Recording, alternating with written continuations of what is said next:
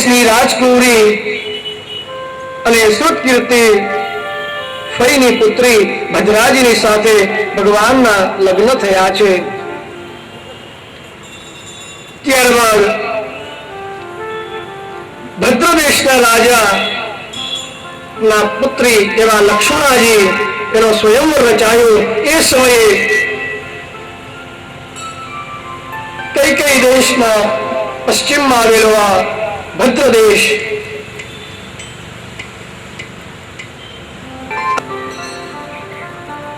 આ ઉપરાંત હે રાજન ભૌમાસુરને રણસંગ્રામમાં હરાવી અને 16,000 રાજકુમારીઓની સાથે બંધનમાંથી મુક્ત કરાવવા ગયા છે.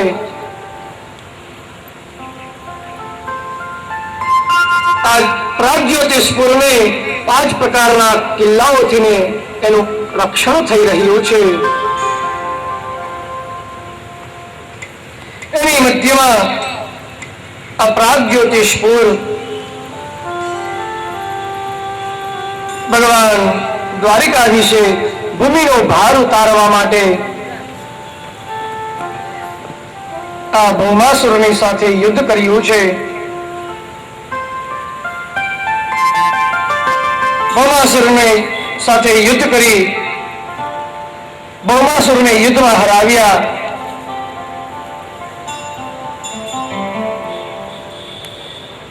ભૌમાસુર રાજાએ જે 16,000 રાજકન્યાઓને બંધી બનાવી હતી અને બંધનમાંથી મુક્ત કરી અને કહ્યું કે જાઓ આપ પોતપોતાને હવે અમારો સ્વીકાર કોણ કરશે? માટે હે ભગવાન આપે જ અમારો સ્વીકાર કરો. સુખદેવજી મહારાજ કહે કે રાજકુમારીઓની પ્રાર્થના સાંભળી ભગવાને 16,000 રાજકુમારિકાઓની સાથે એક સાથે લગ્ન કર્યા. બધાને નહીં ભગવાન દ્વારિકામાં પધાર્યા. ભગવાનના 16,008 લગ્ન થયા. 100 લગ્ન બીજા એ થયા કે જે વ્રજની ગોપ કન્યાઓએ જે કાત્યાયની દેવીનું વ્રત કર્યું હતું એ 100 કન્યાઓની સાથે ભગવાનના લગ્ન થયા છે. આમ કુલ ભગવાનના 16,108 લગ્ન થયા છે. ભગવાનના પરિવારની કથા કહેતા કહે કે હે રાજા, ત્યાં 10 પુત્રોનો જન્મ થયો અને એક કન્યાનો જન્મ થયો છે. આમ ભગવાનના પરિવારની કથા કહી સુખદેવજી મહારાજ કહે કે હે રાજન, ઉદ્યુમ્નજીને ત્યાં અનિરુદ્ધજીનો જન્મ થયો. એ પણ ભગવાનના અંશ અમરાવે. બાણ પુત્ર સત જ્યેષ્ઠો બલેરાસેન મહાત્મનઃ સહસ્રા બાહુવાદ્યેન તાંડવેન યદમૃડમ. સુખદેવજી મહારાજ કહે કે હે રાજન,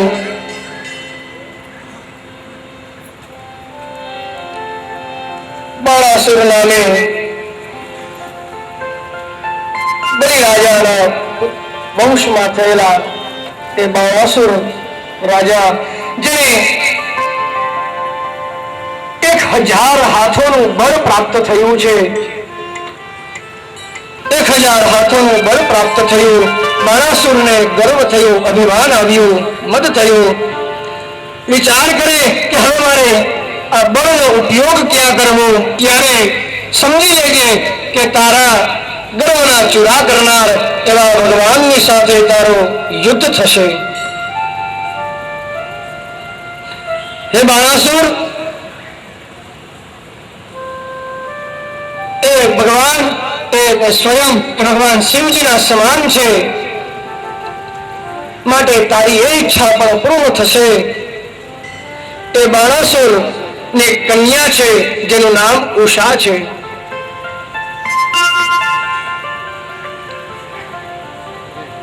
આ બાણાસુરની પુત્રી ઉષા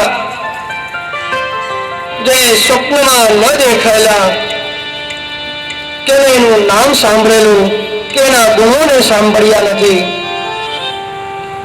એવા પ્રદ્યુમ્નજીના કુમાર અનિરુદ્ધજીને સ્વપ્નમાં વળી ચૂકી છે. સ્વપ્નમાં સંસાર સુખને ભોગવ્યું છે. સ્વપ્નમાં થયેલા એ વિયોગ, એમનો વિયોગ થયો છે. એના દ્વારા એ ઉષા ખૂબ જ દુઃખી છે. આ ઉષાને એક પરમ સખી, જે બાણાસુરના કુંભાણી નામના મંત્રીની કન્યા, એ ચિત્રલેખા, એ આ ઉષાની પરમ સખી છે. આ ચિત્રલેખાને એવી દિવ્ય શક્તિ પ્રાપ્ત થઈ છે કે ગમે તે દેવી દેવતાના કોઈ પણ મનુષ્યનું ચિત્ર દોરી શકે. આ ચિત્રલેખાએ ઉષાને દુઃખી જોઈ પૂછ્યું, શું થયું? ઉષાએ એ ચિત્રલેખાને બધી વાત કહી કે સ્વપ્નમાં હું એને વરી ચૂકી છું, સંસાર સુખ ભોગવ્યું છે, પરંતુ એ મને ક્યારે પ્રાપ્ત થશે? આ જીવનમાં કેવી રીતે પ્રાપ્ત થશે? હું એને ઓળખતી નથી, એનું નામ જાણતી નથી. ક્યું કહે સખી? આ અનિરુદ્ધજીનું ચિત્ર જોઈ અને ઉષા શરમાયા. ચિત્રલેખા સમજી ગઈ કે આજ એ પુરુષ છે. કહે સખી, આ તો દ્વારિકાધીશના પૌત્ર અનિરુદ્ધજી છે. ઉષા કહે સખી, મારું એક કામ કરે, મારે એને પ્રાપ્ત કરવા છે. ત્યારે ચિત્રલેખાએ રાત્રિના સમયમાં દ્વારિકામાં આવી અને અનિરુદ્ધજીનું હરણ કર્યું છે. અનિરુદ્ધજીનું હરણ આપ અનંત શક્તિશાળી છો, આપનો મહિમાનો કોઈ પાર નથી. હે ભગવાન, આપ અમારા પર કૃપા કરો. દિવ્ય એવી 4 શ્લોકમાં જ્વર સ્તુતિ કહી. સુખદેવજી મહારાજ કહે કે હે રાજન, યુદ્ધ સમાપ્ત થયું. ભગવાન શિવજીએ દ્વારિકાધીશને કહ્યું કે હે ભગવાન, હે દ્વારિકાધીશ, આ મારો પરમ ભક્ત છે, આપ એને મારશો નહીં. ત્યારે ભગવાન કહે કે હે મહાદેવ, હું એને મારીશ નહીં, કારણ કે મેં મારા ભક્તને પ્રહલાદજીને વરદાન આપ્યું છે કે તારા કુળમાં કોઈનો પણ હું નાશ નહીં કરું, એનો વધ નહીં કરું. આ બાણાસુર એ પ્રહલાદજીના વંશમાં ઉત્પન્ન થયેલા છે. આથી તેમના જે 1000 હાથ હતા એમાંથી માત્ર 4 હાથ બાકી રહેવા દઈ, બાકીના બધા જ હાથ કાપી નાખ્યા છે. એના મદનો નાશ કર્યો છે. બાણાસુર ભગવાનને ઓળખી ગયો, ભગવાનને શરણે ગયા છે. સુખેથી પોતાની પુત્રી ઉષાને વિદાય આપી છે. ઉષાને લઈ, અનિરુદ્ધજીને લઈ ભગવાન દ્વારિકાધીશ દ્વારિકામાં પધાર્યા. એ દિવ્ય કથા કહી સુખદેવજી મહારાજ રાજા પરીક્ષિતને મૃગ રાજાનું ચરિત્ર કહી સંભળાવે. ત્યારબાદ ભગવાનના પરમ ઐશ્વર્યની કથા કહી છે કે હે રાજન, એક સમયે બલરામજી નંદરાયજીના વ્રજમાં પધાર્યા છે. એ સમયે કુરુષ દેશના રાજા એવા અવિવેકી રાજા પૌંડ્રકે, પોતે જ કૃષ્ણ છે, પોતાના ભક્તોનું કલ્યાણ કરવા માટે જરાસંધનો વધ કરી અને આપને ત્યાં રાજસૂય યજ્ઞમાં ઉપસ્થિત રહેશે. નારદજી ત્યાંથી વિદાય થયા છે. ભગવાન દ્વારિકાધીશ વિચાર કરે કે શું કરવું, રાજાઓને બંધનમાંથી મુક્ત કરાવવા કે પહેલા રાજસૂય યજ્ઞમાં જવું. ઉદ્ધવજીએ કહ્યું કે હે પ્રભુ, રાજસૂય યજ્ઞમાં પધારો અને ત્યાંથી જ આ જરાસંધને ત્યાં જઈ જરાસંધનો વધ કરી રાજાને પણ બંધનમાંથી મુક્ત કરાવજો. ભગવાન દ્વારિકાધીશ રાજસૂય યજ્ઞમાં જવા માટે તૈયાર થયા છે. ભગવાન દ્વારિકાધીશ ધર્મરાજ યુધિષ્ઠિરના રાજસૂય યજ્ઞમાં પધાર્યા. ત્યાં આવી ભગવાન દ્વારિકાધીશે ભીમસેન અને અર્જુનજીને કહ્યું કે આપ મારી સાથે ચાલો.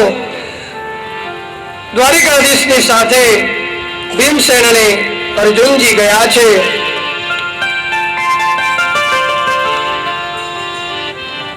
ત્રણેય બ્રાહ્મણનો વેશ ધારણ કરી જરાસંધની નચન કરે, સેવા પૂજા કરે. એ જ સમયે જે કોઈ પણ માંગવા આવે, જે કંઈ પણ માંગે એ આ જરાસંધને આપી દે.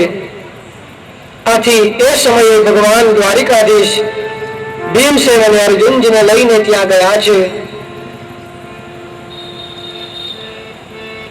ભગવાને જરાસંધની સાથે યુદ્ધની માંગણી કરી. ભગવાન નું કહેવું સાંભળી જરાસંધ ત્રણેયને ઓળખી ગયા. કહે કે આપ તો ભગવાન છો, પ્રભુ છે, પરંતુ હા આ ભીમસેન છે ને એ મારી સાથે યુદ્ધ કરી શકશે. ભીમસેનની સાથે જરાસંધનું યુદ્ધ થયું છે. યુદ્ધ કરતા કરતા જરાસંધે ભીમસેનને ખૂબ માર માર્યો છે. ભીમસેન ભગવાનને કહે કે હે દ્વારિકાધીશ, આ તમે મને ક્યાં ફસાવી દીધો? આપ મારા ઉપર કૃપા કરો, રક્ષણ કરો. ભગવાને કહ્યું કે યુદ્ધ કરતા કરતા દ્રષ્ટિ મારી સામે રાખજો. શિશુપાલ ભગવાનને અનેક કટુ વચનો કહે છે. 100 અપરાધ ભગવાને શિશુપાલના માફ કર્યા. જ્યારે 101મી વખત શિશુપાલે ભગવાનના કટુ વચન કહ્યા, એ જ સમયે સુદર્શન ચક્ર દ્વારા ભગવાને શિશુપાલનો વધ કર્યો છે. એમાંથી દિવ્ય જ્યોતિ પ્રગટી. એ દિવ્ય જ્યોતિ ભગવાનમાં વિલીન થઈ છે. આ શિશુપાલ એ પૂર્વજન્મમાં ભગવાનનો પાર્ષદ. એ કથા કહી, શિશુપાલના વધની કથા કહી. એ સમયે સાલો વગેરે રાજાઓ જે આવ્યા હતા એ સર્વ કોઈએ ભગવાનની સાથે યુદ્ધ કર્યું છે. સાલો વગેરે રાજાઓનો પણ ભગવાને યુદ્ધમાં હરાવ્યા, એને મોક્ષ આપ્યો છે, સદગતિ આપી છે. યાદવ સૈન્ય અને સાલો વગેરે રાજાઓનો, દ્યુમાન વગેરે રાજાઓનો યુદ્ધ થયું. દંતવક્ત્ર વગેરે સર્વે અસુરોને ભગવાને વધ કર્યો છે. સર્વ કોઈને ભગવાને દિવ્ય ગતિ આપી છે, મોક્ષ આપ્યો છે.